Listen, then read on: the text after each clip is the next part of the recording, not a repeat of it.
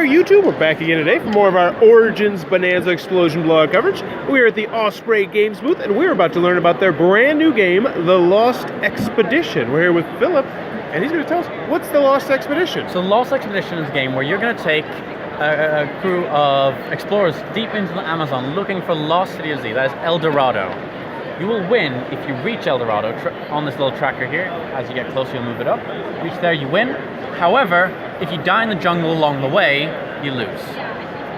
Now, Lost Expedition is actually a game that can be played in 3 different modes. You can play it cooperatively for 2 to 5 players. You can play it as a solo game, or you can play as 2-player competitive game where you're actually playing as 2 rival teams racing to get to Lost City first.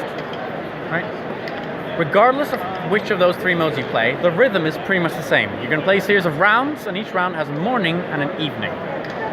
In the morning, players are going to get a handful of cards, 4 or 6 cards depending on the player count. They're going to play half of them into middle in taking turns.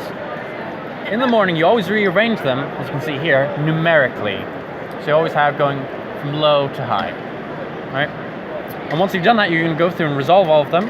And in the evening, you do the same thing, but you don't rearrange them numerically. And what these cards are is they represent the various things that happen in your journey through the jungles. That might be native tribes you encounter. That might be various creatures you face, obstacles and events that happen along the way. They're going to be good, bad, and a mix of both. Now, cards have these text boxes, essentially. You have these yellow boxes, which are mandatory events. You don't have any option about them, you just have to resolve them. You have blue boxes, which represent opportunities. Those you can take or leave, but you never have any commitment to do them. But the core of the game are these red boxes here. And most cards in the game will feature red boxes. That means you have to choose exactly one of the boxes. Sometimes that is, choose which of these 2 good things I want, and sometimes it is, choose which of these 4 awful things I want. Right? And all these different symbols have to do with 3 core ideas. The first core idea are resources. That's going to be your health, your food, and your ammo. The health is what you need your characters to actually survive. When a character runs out of health, they're dead. When all your characters are dead, you've lost. Food is inherently less interesting and useful, but whenever you've run out of food and you need to spend more food, your character is going to start losing health. And ammo is by far the most powerful resource. It's going to be able to fend off some of the most dangerous threats in the jungle, and also be able to get you a lot of food through hunting, but it's exceedingly rare. So how you spend those resources is an incredibly difficult choice you're going to have to face throughout the game, card by card. Another core concept is the idea of expertise. Throughout the game, you'll be gaining expertise cards like this, which offer you expertise of either the jungle, of camping, or potentially navigation. Whenever you gain such a card, you put it in your play area, and you store it for later. Later on in the game, when you encounter a place you have to spend expertise, you would then discard the relevant card in your play area. However, if you don't have a relevant card, you instead would have to spend 1 health off a character of the relevant expertise, or 2 health off another character. Right? And the final big group of effects are what we call card manipulation effects.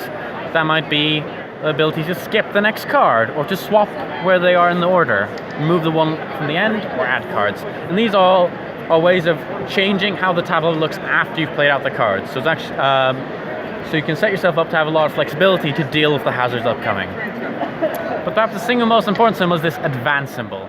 Every time you face that advance symbol, you get to move your meeple 1 space closer to finding the lost city. The trick being that throughout the game, those are going to be rare and expensive. Whenever you choose that option, that means you're foregoing either some other really high opportunity, or you're spending a lot of resources. And it's finding the balance between being too conservative and too rash that's going to be the key to winning the game. And this is out right now or coming out soon? So it's available here at Origins, but it's also going to be available in a few weeks' time. All right. Very, very cool. That is The Lost Expedition, coming from Osprey Games this summer. It looks like it might be your cup of tea. Definitely one you want to check out. Loving that art style. If you're enjoying this Origins coverage, please be sure to click on that subscribe button down below. And as always, thanks for your time, YouTube.